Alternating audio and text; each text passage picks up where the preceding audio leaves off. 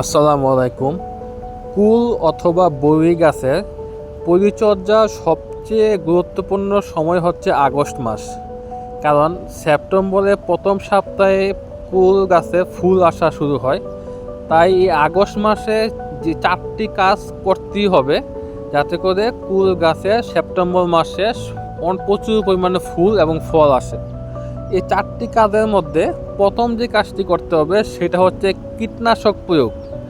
এই কুল গাছে কিন্তু অনেক ধরনের পোকার আক্রমণ হয়, ছত্রাকের আক্রমণ হয়। যার কারণে আপনারা চেষ্টা করবেন এই আগস্ট মাসে অন্ততপক্ষে 2বার ছত্রাকনাশক এবং কীটনাশক প্রয়োগ করা। একবার যদি আপনারা মাকড়নাশক যে কীটনাশকগুলো আছে, যেমন সাইপারমেট্রিন গ্রুপের সানমেট্রিন, এবং সাথে যদি আপনারা ছত্রাকনাশক টিল্ট ইউজ করেন, এর ঠিক 15 দিন পরে আপনারা ইমিডাক্লোপিড জাতীয় যে কীটনাশক আছে ইমিটাফ, সাথে ছত্রাকনাশক হিসাবে ম্যানসার, এরকম একটা কীটনাশক একটা ছত্রাকনাশক 15 দিন পর পর 2বার যদি আপনার গাছে স্প্রে করেন, তাহলে কিন্তু গাছে কোনো ধরনের পোকা অথবা ছত্রাকের আক্রমণ থাকবে না, গাছটা কিন্তু সতেজ থাকবে। এটা হচ্ছে প্রথম কাজ।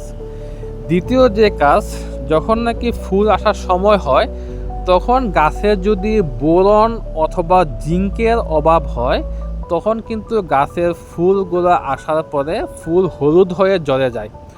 যার কারণে এই আগস্ট মাসে উপযুক্ত সময় আপনারা এখন গাছে একটা সরুবর বোরন এবং চিলেটেড জিঙ্ক স্প্রে করে দিবেন।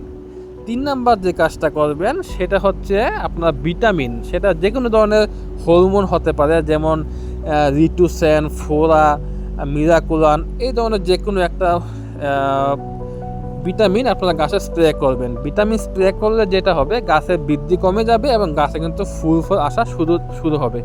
আর 4 নাম্বার যে কাজটা করা যাবে না, এই সময় কিন্তু কোনো অবস্থায় নাইট্রোজেন জাতীয় কোনো সার গাছে প্রয়োগ করা যাবে না।